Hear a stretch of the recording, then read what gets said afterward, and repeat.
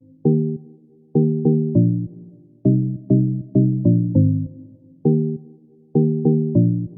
idea de la charla es poder decir para qué monitoreamos, cuál es nuestro rol, hacia dónde debe ir el deporte con el análisis de datos, desde dónde venimos, cómo lo vamos a hacer.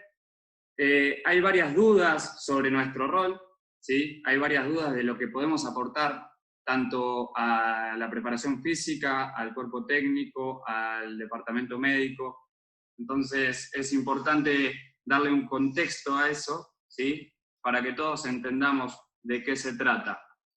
La pregunta que primero nos hacemos es, ¿para qué monitoreamos? Nosotros esa pregunta la recibimos constantemente de parte de los jugadores, de parte de muchas veces de los dirigentes, que desde la negligencia de no saber cuál es el objetivo, cuál es la inversión y si vale la pena, nos llevan a ponernos contra la espada de la pared y tener que justificar constantemente lo que hacemos.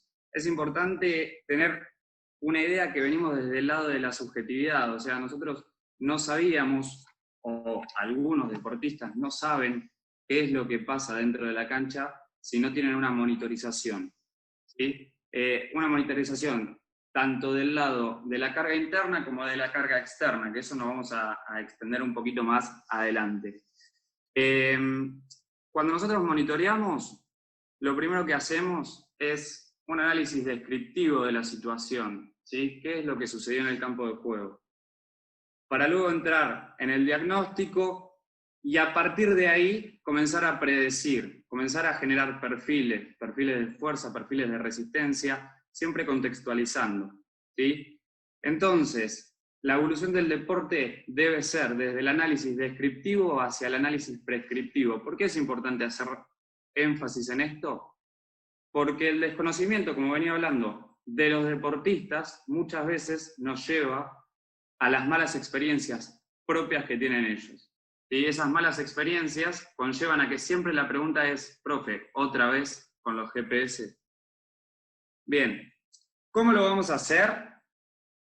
Vamos a ir cuantificando los procesos de entrenamiento, identificando los factores de carga relevante, ¿sí? Diferentes variables. Nosotros sabemos que los GPS pueden darnos hasta 1500 variables. Bien, el que mucho abarca, poco aprieta, entonces nuestro objetivo es identificar las variables que nos van a dar la posibilidad de manipular los datos, ¿sí? Para luego prescribir. Y administrar la carga para optimizar el resultado.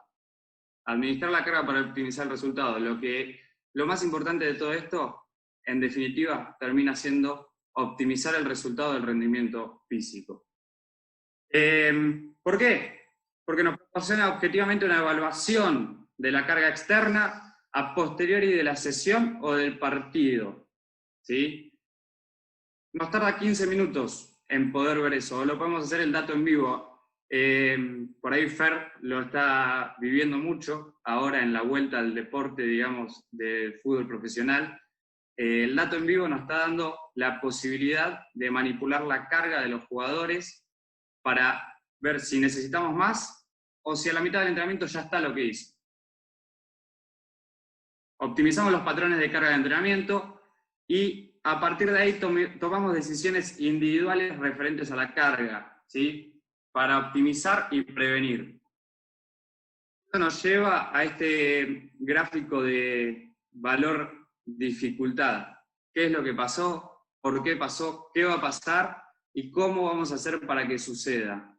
Ese es el principal objetivo. ¿Qué es lo que vamos a hacer para que suceda? No es solamente analizar y decir qué es lo que sucedió. Hay que masticar el dato y a partir de ahí comenzar a trabajar.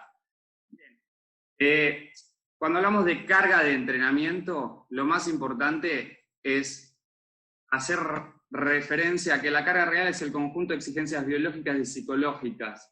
Es la carga interna provocada por las actividades de entrenamiento de competencia.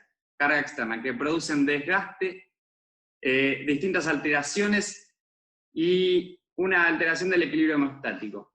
Siempre tenemos que tener en cuenta que la carga externa es la que manipula a la carga interna, ¿sí? Los componentes de la carga van a ser el volumen, intensidad y la frecuencia del entrenamiento. Cuando hablamos de carga interna, tenemos diferentes métodos para evaluarla. Los indicadores basados en lactato, los cuales muchos hablan de que no son lo mejor. ¿Por qué? Porque se deja llevar por los últimos 5 minutos de trabajo. La monitorización de la frecuencia cardíaca es uno de los más utilizados por los clubes, la medición del consumo de oxígeno y los cuestionarios de percepción subjetiva del esfuerzo. Como vemos ahí, los más utilizados, la monitorización de la frecuencia cardíaca y la percepción subjetiva del esfuerzo. ¿Qué es lo que debemos tener en cuenta a la hora de las herramientas que vamos a utilizar? Que las herramientas sean capaces de entenderse y que sirvan de apoyo, ¿sí? Que sean capaces de entenderse y que sirvan de apoyo, que las podamos manipular y que podamos intervenir a partir de ellas. El costo y la aplicabilidad de los métodos también es fundamental. Y por último, y no menos importante, es que cuando nosotros utilizamos la tecnología sin la gente capacitada para poder hacerlo, en vez de estar acercando la tecnología al deporte, la estamos alejando. ¿Por qué? Por todo esto que estamos diciendo. No hay conocimiento y no hay fundamentación. Cuando hablamos de la frecuencia cardíaca como uno de los métodos para monitorizar la carga interna, podemos decir que tiene una alta aplicatividad y un coste moderado, ¿sí? La frecuencia cardíaca está muy bien vista para los trabajos continuos, pero así no tanto para los trabajos de intermitencia. ¿Por qué? Porque no suele adoptar buenas indicaciones en cuanto a las aceleraciones, desaceleraciones y esfuerzos de alta intensidad, que es lo que conlleva el fútbol constantemente. Algunos aspectos importantes que nos da es la comparación interindividuos, y tiene una alta estabilidad, es muy reproductible, que para la hora de analizar datos eso es fundamental. Como dije, una de las limitaciones es que el deporte del fútbol es acíclico, no lineal e intermitente. Tiene situaciones de estrés térmico o emocional, ¿sí? Que si tomamos solamente la frecuencia cardíaca no va a estar el dato completo. La escala de percepción subjetiva del esfuerzo es otro de los datos que hoy en día estamos trabajando. Nos permite tener una relación en cuanto a la intensidad del trabajo. Es subjetivo, ¿sí?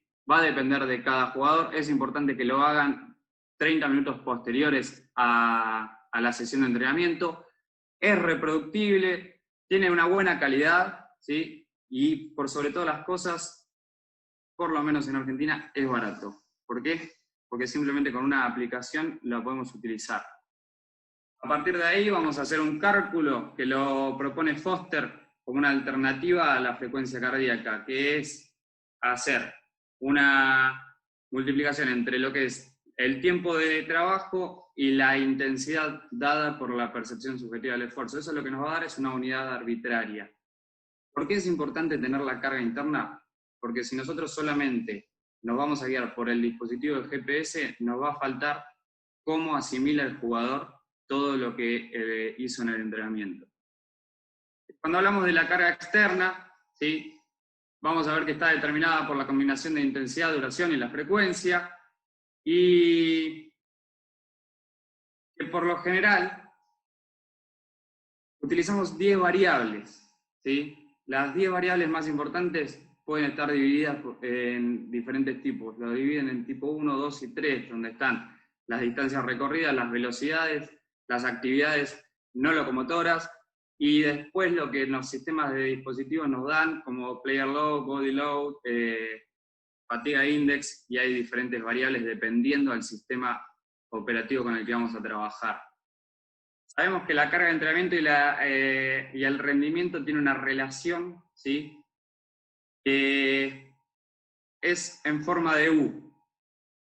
Cuando hablamos de entrenamiento, tenemos la periodización táctica, que es muy utilizado acá en el fútbol argentino, y lo que vamos a tener que encontrar es el punto más alto de esa U, para el punto óptimo de carga aguda suficiente y necesario. Suficiente para evitar una falta de estímulo y necesario para alejarse del sobreuso. Cuando hablamos de carga de entrenamiento e índice lesional, La respuesta de la incidencia lesional en función de del nivel de carga tiene por su parte una forma de U, ¿sí? Con una probabilidad de lesión ante cargas muy bajas y muy altas. Esto significa, obviamente, que existe un nivel de carga óptimo, ¿sí? Y cuando hablamos de nivel de carga óptimo, tenemos que hacer referencia también a la individualización de los datos del deportista. ¿Por qué? Porque no podemos todo el tiempo medir a partir de las medias, ¿sí? Cada deportista tiene una manera de desplazarse, una velocidad de desplazarse y un umbral diferente al otro. Eso es lo que se llama como cargas relativas, umbrales relativas. ¿Monitorizar la carga externa es suficiente? No. Y acá con este simple gráfico de dispersión que lo utilizamos bastante en el club, podemos ver cómo englobamos la carga externa a partir nosotros del player load y la carga interna a partir de la percepción, donde vamos a poder ver la mala adaptación, la buena adaptación, o a quién le tenemos que disminuir e incrementar la carga. Esto tiene bastante correlación a lo que sucede dentro del campo. Y la pregunta que me hicieron cuando me propusieron hacer este webinar es posible cuantificar la carga del tendón? Es una pregunta bastante complicada. A partir de los dispositivos de GPS, lo que podemos hacer es identificar patrones de movimiento y a partir de ahí identificar diferentes variables que me pueden inducir a una posible carga en el tendón, como por ejemplo los sprints por encima de 24 km/h o al 85% de la velocidad máxima individual. ¿Qué es lo que debo hacer ahí? Debo calcular el trabajo realizado por encima del umbral seleccionado, describir cada acción realizada por encima del umbral seleccionado, las magnitudes de las mismas, ¿sí? A partir de ahí debo desmenuzar el dato. Lo que vamos a ver es un ejemplo encadenado de una acción que puede representar carga en el tendón. En un pelotazo, el jugador se desplaza por encima de 24 km/h, frena, ¿sí? Y vuelve a enganchar. Bien. A mayor velocidad, cuando el jugador se detiene, mayor es la magnitud de esa desaceleración. A mayor magnitud de esa desaceleración, mayor carga excéntrica, sobre todo en el isquiotibial. A partir de ahí, desmenuzar el dato, rever cuántas veces sucedieron diferentes acciones de aceleraciones, desaceleraciones e sprints, y poder cuantificar la carga en el tendón. Por repetir, freno, ¿sí? Posible carga en el tendón. Las variables de carga que podrían inducirnos a esto, obviamente son los metros en alta intensidad, por encima de 18 km/h, la máxima velocidad en algún tipo de sprints en donde el jugador realice acciones por encima de 30, los metros en sprint, las aceleraciones por encima de 2.5 y las desaceleraciones por debajo de 2.5. Con esto, para finalizar, lo más importante es cómo distribuyo la carga durante la semana. Cómo distribuyo el volumen, cómo distribuyo la intensidad y cómo juego con eso. En los prototipos de semana normales, ¿sí? ¿Qué tan alejado está? Tengo que llevarlo a niveles de intensidad para generar adaptaciones, ¿sí? Y cómo debo generar el proceso de supercompensación. ¿Para qué? Para luego nuevamente aplicarle la carga.